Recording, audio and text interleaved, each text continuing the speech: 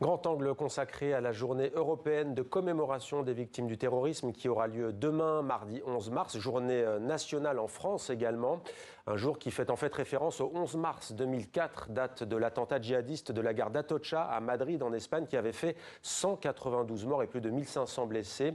Nous allons voir à la veille de ces cérémonies d'hommage comment les rescapés des attentats et les proches aussi des victimes tentent de se reconstruire après les traumatismes. Avec nous pour en parler, Carole Damiani, bonsoir. Bonsoir. Soyez la bienvenue. Vous êtes docteur en psychologie, directrice de Paris Aide aux victimes, secrétaire générale également de l'Association de langue française des études du stress et du trauma. C'est l'Alfest. Avec nous également Thomas Smet, bienvenue. Vous êtes rescapé des attentats du 13 novembre 2015 à Paris et Saint-Denis, rescapé précisément de l'attaque du Bataclan. Et vous êtes membre du conseil d'administration de Life for Paris, une association de victimes des attentats du 13 novembre 2015. Et puis, en direct de Strasbourg, Philippe Van Stenkist, merci d'être avec nous en direct donc de Strasbourg, dans l'Est de la France. Vous êtes président de V-Europe, une association de et pour les victimes du terrorisme. Et vous participerez demain à la cérémonie officielle présidée par Emmanuel Macron en présence de la présidente du Parlement européen, Roberta Metsola. Cérémonie d'ailleurs qui commence dès aujourd'hui avec vous. On va le voir. Philippe Van Stenkist, peut-être une première question pour vous. On va évoquer ces commémorations, mais on a tout simplement envie de vous demander comment vous, à titre personnel, vous allez aujourd'hui, vous qui avez perdu votre sœur dans l'attentat à l'aéroport de Bruxelles-Zaventem le 22 mars 2016. Comment allez-vous? Comment vit-on après une telle perte? Oui, bonsoir d'abord à tout le monde. Effectivement, c'est toujours quelque chose de très difficile. Aujourd'hui, on est 9 ans plus tard, je dirais, dans quelques semaines, enfin dans une semaine, et c'est comme si c'était encore hier. Donc voilà, c'est une impression assez bizarre, mais c'est ainsi. Donc je crois que c'est vraiment notre tâche comme victime de vraiment travailler cette résilience, parce que pour moi personnellement, je trouve que c'est la meilleure réponse qu'on peut donner aux terroristes et au terrorisme. Voilà, qu'ils ne nous auront pas, même si on était gravement blessés, on continue à vivre, il faut tout surmonter. Thomas Smet, vous partagez, la résilience, c'est la meilleure réponse aux terroristes qui commettent ces attentats? Oui, tout à fait. Je pense que clairement, le principal qui a été dit, c'est vraiment d'en parler. C'est vraiment d'en parler aux autres, d'en parler avec du monde, aux jeunes notamment, parce que il y en a beaucoup qui n'ont pas connu du tout ce moment-là, cette ère-là, alors que pour ma génération, en tout cas, c'était vraiment un grand traumatisme. Un grand événement, si on peut dire. Un traumatisme d'ailleurs collectif. Vous, à titre individuel, comment allez-vous? Comment se passe votre reconstruction? Ça se passe plutôt bien, écoutez, après, voilà, je m'en suis sorti indemne, j'ai perdu personne, donc je pense que pour le coup, je m'en sors plutôt pas mal. Mais qu'est-ce qui a été le plus dur pour vous depuis toutes ces années? Est-ce que ce sont des flashs qui reviennent? Est-ce que ce sont des cris? Est-ce que ce sont des images? À titre personnel, parce que tout le monde a ses propres petits problèmes. Moi, c'est plutôt des fois, clairement, le moment où, quand je m'endors, des fois, je fais des rêves où il y a des gens qui rentrent chez moi et qui viennent me couper en morceaux, quoi. Ce genre de moments-là, où des moments où, par exemple, quelqu'un vient m'interpeller et je ne sais pas comment je dois réagir, qui est-ce que j'ai en face de moi. Donc, c'est plutôt ces moments-là qui sont un peu plus traumatiques. Carole Damiani, c'est classique ça, de vivre de tels cauchemars des années après encore, un tel traumatisme? Effectivement, un événement traumatique de cette nature va produire non seulement des répétitions, ce que vous avez appelé des flashs tout à l'heure, mais aussi la nuit, effectivement, des rêves, des cauchemars avec des thématiques qui sont très inquiétantes, menaçantes pour les personnes qui les vivent. Et l'important, c'est d'arriver à faire en sorte qu'ils s'amenuisent un tant soit peu, que les contenus soient moins violents, moins menaçants, mais ça demande quand même du travail et du temps. Et justement, comment est-on une victime d'un attentat comme ceux qu'on a connus en Belgique, en Espagne, notamment en France? Alors, la reconstruction, elle est pluridisciplinaire. On a tendance à penser au psy, mais il n'y a pas que le psy, il y a aussi tout ce qui est autour, toute la solidarité aussi du groupe. Vous faites partie d'une association qui a été très présente pour les victimes, cette création d'un collectif. Donc, au-delà des thérapies individuelles, il y a aussi ce travail du collectif qui me semble très important. Et puis, il y a aussi la réponse de la justice, le procès qui a eu lieu. Donc, la reconstruction, elle passe aussi par ces différentes étapes et ces différentes disciplines autour d'une victime. Philippe Van Steenkist, juste une question sur ce qu'on vient d'entendre sur l'aspect collectif. Vous disiez à l'époque, après les attentats, qu'il a fallu venir en France pour essayer de voir ce qui se faisait justement au niveau associatif et d'aide aux victimes. Oui, tout à fait. Je crois que la France est vraiment en avance pour l'aide aux victimes. Ici en Belgique, au début, enfin en 2016, il n'y avait pratiquement rien. Et c'est grâce aux premières rencontres qu'on a fait avec les victimes justement du 13-11-15 qu'on a découvert voilà, qu'entre victimes, on se comprend. Il ne faut même pas parler, on a les blessures, on se comprend. Et c'est quelque chose de très important de ne pas se sentir seul. Et donc là, Mais la société, elle ne vous comprend pas, ne vous a pas compris, vous estimez ? Je crois que pour la société, c'est très très dur à comprendre une victime de terrorisme parce que d'abord, ce n'est pas gai. Je crois que la plupart des personnes préfèrent ne pas trop se consacrer aux victimes. Ils ont de l'empathie, ils veulent bien aider, bien sûr, donc ça c'est OK. Mais la profondeur de cette blessure et de ces blessures, parce que comme effectivement c'est multidisciplinaire, c'est tellement complexe, je crois que c'est vraiment un travail continu, étant victime qu'on doit faire.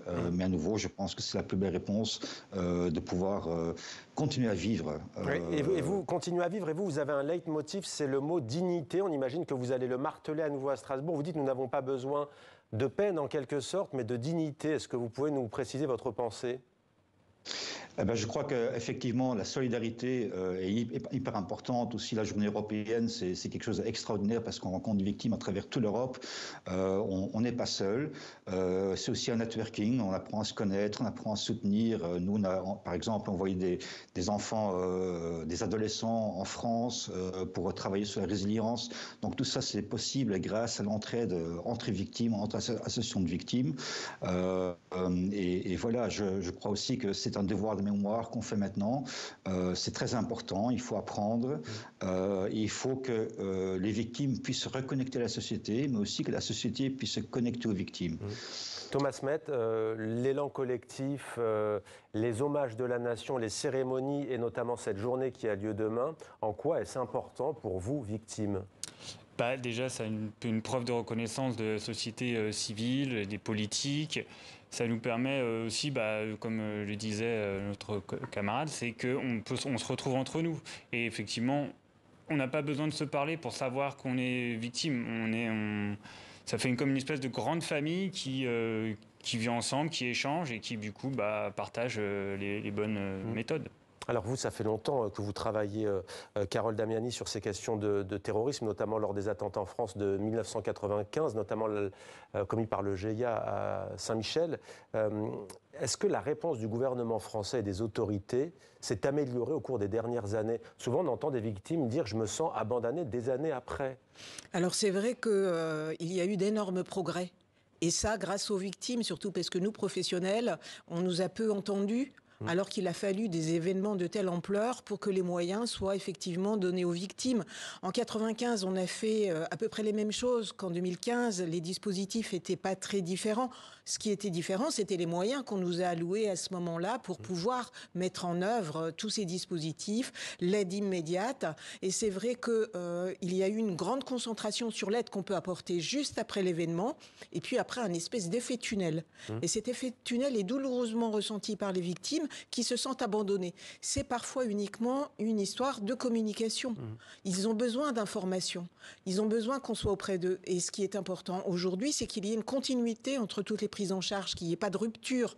Parce que tout le monde n'a pas la même temporalité. Il y a des victimes qui ont besoin tout de suite. D'autres disent, je veux rien entendre parler, c'est pas maintenant. Et qui vont se saisir de ça, 1 an, 2 ans, 10 ans. Il y en a qui, au moment du procès, n'avaient jamais regardé de nouveau des journaux télévisés pour être sûr de ne pas tomber sur quelque chose qui leur rappelle l'attentat. Alors justement, en parlant de procès, Thomas Met, oui. Le procès des attentats du 13 novembre 2015 à Paris, procès hors norme, très médiatisé. Qu'est-ce que ça vous a fait ? Ça vous a fait du bien ou ça vous a fait du mal ? Alors en premier lieu, ça a quand même fait un peu de mal. C'est-à-dire on ressasse, on reparle, tout ça. C'est vraiment... on va jusqu'à la balistique de savoir où est-ce que la balle est rentrée, par où, quoi. Enfin, c'est quand même pour chaque cadavre, donc c'est quand même assez lourd, assez, à vivre, c'est compliqué. Après, quand on entend les sentences, etc., ça délivre, mais surtout quand c'est fini, quand vraiment c'est la fin, quand on est sorti. Quand la justice est rendue. Quand la justice est rendue, et je sais pas, tout le monde se sentait un peu délivré, on avait vécu tout ça ensemble, et puis on était sortis tous ensemble, et du coup, ça a créé encore plus de liens, je trouve, entre les différents membres de l'association, même voire au-delà. Un détour par Strasbourg à nouveau. Philippe Van Steenkist, même question. Les attentats des attaques du 22 mars 2016 en Belgique, comment les avez-vous vécus ? Alors tout d'abord, je crois qu'il n'y a pas une règle générale. Chaque victime est une personne, un individu, et on est tous dans des phases différentes de notre chemin de la résilience. Pour les procès même, moi personnellement, c'était bien sûr très important. Moi, ce qui m'a surpris, c'était quand même la vérité juridique n'est pas toujours la vérité des victimes non plus. Il faut apprendre à vivre avec tout cela. Et je crois qu'effectivement, quand justice a été rendue, c'est à nouveau un pas qu'on a fait, mais il ne faut pas tomber dans le vide, il faut continuer à faire le travail. Donc pour la société, beaucoup de gens disent « Ok, maintenant c'est fini, c'est terminé », mais pour les victimes, on continue à vivre avec ça toute notre vie. Donc voilà. Un traumatisme qui ne s'effacera jamais totalement. Parler, comprendre, Carole Damiani, revivre le souvenir, accueillir les émotions, se méfier des fausses pensées. Voilà en général ce que les thérapeutes donnent comme élément primordial. Il y a aussi la thérapie de l'EMDR, très en vue aux États-Unis notamment, depuis des dizaines d'années, depuis la guerre du Vietnam, dit-on même. C'est quoi l'EMDR ? C'est une technique qui consiste à exposer les victimes à ce qu'elles ont vécu, leurs ressentis, leurs émotions, de façon à avoir un mouvement qui les concentre sur ce souvenir et de faire en sorte un mouvement oculaire rapide, de façon à reproduire les mouvements oculaires rapides, de façon à déconnecter progressivement l'émotion violente du souvenir de l'événement et pouvoir s'en détacher progressivement, qu'il soit vécu moins douloureusement. On sait aujourd'hui, alors c'est l'une des thérapies parmi d'autres. Ce n'est pas la panacée, ça marche pour certaines personnes, moins avec d'autres. Il y a d'autres techniques qui existent. Aujourd'hui, c'est considéré comme une technique quand même qui peut être violente. Vous l'avez essayé ?